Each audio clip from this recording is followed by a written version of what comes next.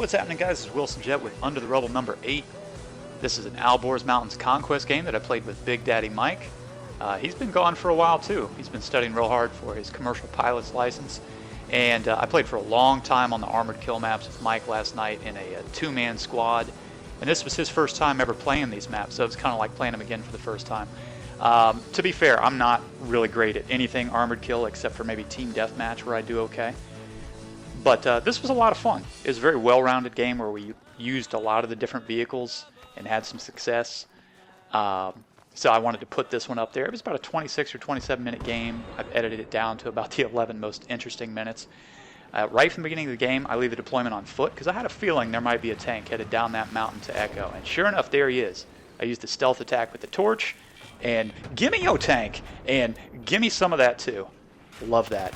I could have used my javelin, but I would have tipped myself off. Use the stealth attack with the torch. They don't expect a foot soldier to be there. Whichever way that turret's facing, that's the way they're going to exit the vehicle. So if you stay opposite that turret, it's pretty simple. Chase them out of there because they think that maybe the gunship is the one that's peppering them instead of a torch. Hit the circle, hit the trigger, easy. And Mike spawns in on me, and away we go. We're going to take that snow trail up around the back of the map toward Delta, cap the C flag, so that we've got the gunship. And here we are at Bravo. And this was kind of an interesting game because it was all about the B flag. Usually on Alborz Mountains Conquest, it's all about the C flag, which is the gunship flag. But in this particular round, everybody wanted control of B because I think, like myself, some of the guys on the other team were interested in controlling this mobile artillery truck. Going into the game, I'd kind of decided, hey, I'm gonna rank up that mobile AA. I've not used it too much. I don't have any kills with it. I want to get my 15 kills so I get this airburst perk, whatever that is. I mean, I know what it sounds like, but I haven't really seen it used. So I want to get this airburst perk. That sounds pretty cool. And I knew that the truck spawned over there on Bravo, so I kept trying to get back to it. And the fight always seemed to be at the B flag. So this was sort of interesting. You know, the gunship takes me out. I don't know what I think about the gunship in armored kill. I mean, it's kind of cool when you're up there. But on console, it just doesn't seem like there's enough players to make the gunship viable because you can do so much damage in the gunship that it's really disruptive to the flow of the game. I'm going to go on record as saying that Armored Kill Rush for console is a huge cluster because of the gunship. If you're defending on Armored Kill Rush, good luck because you're going to get murderized by that AC-130. I hate it. I refuse to play it. I'm not going to do it until they fix it. I don't play a ton of Rush anyway, but I'm certainly not going to do it on the armored kill maps with that gunship up there. It's ridiculous. It's almost impossible to defend if the attacking team knows what they're doing with the gunship and they're defending it well with their jets. In any case, in this game, I enjoyed playing with Mike because if there's one thing he can do on Battlefield 3, that's fly. And I know that I've always got a wingman nearby to support me and keep people off me when I'm trying to do things like take out the gunship or kill a helicopter. Get a little dogfight, and here I get a nice little 4-kill sequence in the jet. I'm able to hop up there real quick, take out the gunship, make a nice clean pass on the helicopter, get another double kill. 4 quick kills in the jet, I'll take it any day of the week. Now I can get out of that darn thing and go back to Bravo and try and rank up that truck some more.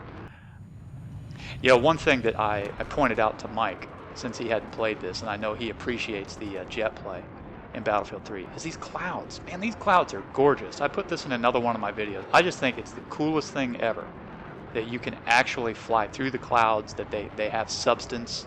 It's not just something that's floating in the background. You know, you can actually go up there and use the clouds for cover. Here I'm just kind of winging it, having fun, doing barrel rolls and whatnot, flying through the clouds, la-di-da, because it's cool. It's cool looking. There's one thing I will say about the armored kill maps is they're really good looking maps. They're very well constructed, well crafted maps. I appreciate the effort that DICE put into this. Like I said, I'm not sure how viable it is on console. I've had some enjoyable games, but for the most part it's long periods of running back and forth, getting murderized by the gunship or a helicopter, and only a few really exciting moments where everything seems to happen all at once. And this game is, kind of case in point. 26 or 27 minutes long. Only had about 11 minutes of interesting gameplay where you're going to see 90% of my kills. I threw that last bit in because the gunship paradrop is kind of neat if you use it effectively. I lucked out right there because when I needed it, it put me right over the B flag, and I had the pinpoint paratrooper drop right onto Bravo where I wanted to be so I could get that truck. And now that I've got these AA missiles unlocked, this thing's actually useful.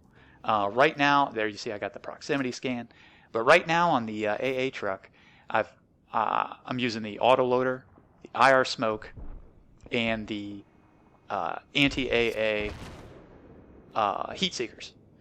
And now that I can fire my rockets and my missiles really quickly, the mobile artillery truck is actually useful where it never really was before. This is the very first kill that I'm ever going to get with the mobile artillery truck. I was kind of testing the range over there on that tank destroyer on C. I saw that I had a good shot at it, fire a few more rockets, and I think I'd get a kill here. So I was pretty fired up about that. I didn't have the chat recording at the time, but I was celebrating with Mike, and he appreciated that because he was off in the distance actually watching that whole thing. And right after that, immediately, this helicopter just flies right into my path, and I get super lucky here. I keep harassing him, and with the autoloader, you notice it's just a constant barrage of rockets and missiles. This truck's actually kind of fun once you get some stuff unlocked. And I would recommend that what you do to get stuff unlocked, if you haven't already, is cap flags with the truck.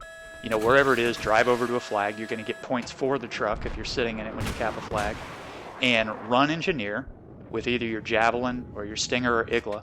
Jump out, pop a shot at somebody. Here's a double kill with the missiles. Thank you very much for flying directly in front of me. I appreciate it. I needed those points. That was fun.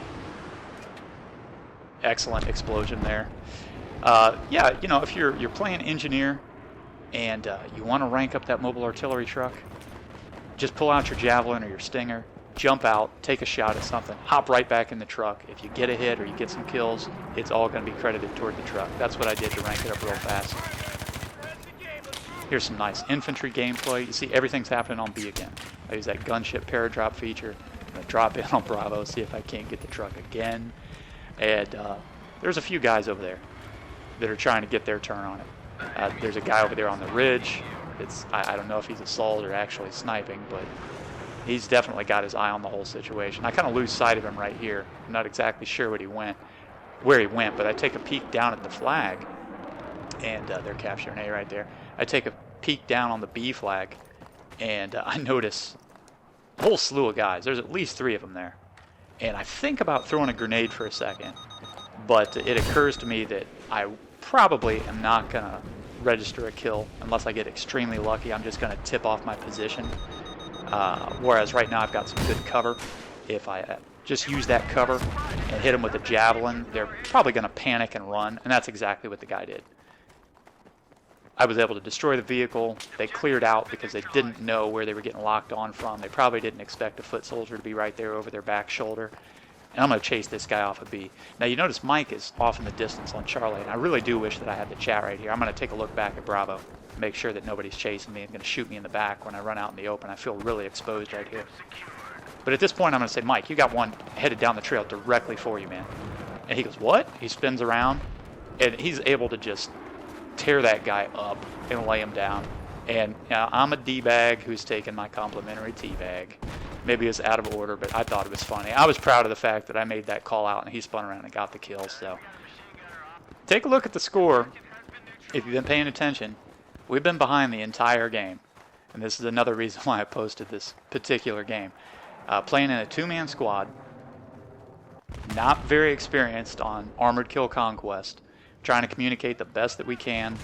Neither of us is a great player in this particular game type on this map. But, you know, we were just talking it out, communicating, and you see it's coming down to it. Each team has about 20 tickets. Now, Mike died before I did, and he grabs the Viper. He says, Jet, I need a gunner. All right, cool. Head over to that B flag. They're all standing there. I think if we can keep them off of B, we might win the game. keep your eye on the ticker. Mike puts me in a great spot. And I get 1, 2, 3, 4, and I think one more, 5, and I'm saying right, right, right, right. I'm screaming to Mike, go right, and he thinks I mean behind this ridge right here. And I have to tell him, no, no, no, he's on the other side of the ridge. So we come back over the ridge, and I take terrible aim and miss this guy completely. But that's all right, because it was the end of the game. I wish I could have gotten that last kill, but we did enough to win. So that just goes to show you, even if you've got 2 guys, and you know, experience level, KD, score per minute, throw all that out the window. If you make the appropriate decisions at the crucial moments, like we did right there, 2 guys can have an impact on the game. And we did it using every aspect of the map, just about all the vehicles. I thought that was pretty cool. So I hope you appreciated that. We're going to be playing a little more later in the week. Hopefully we'll have some more stuff like this, some more squad rush for you. Until next time, later.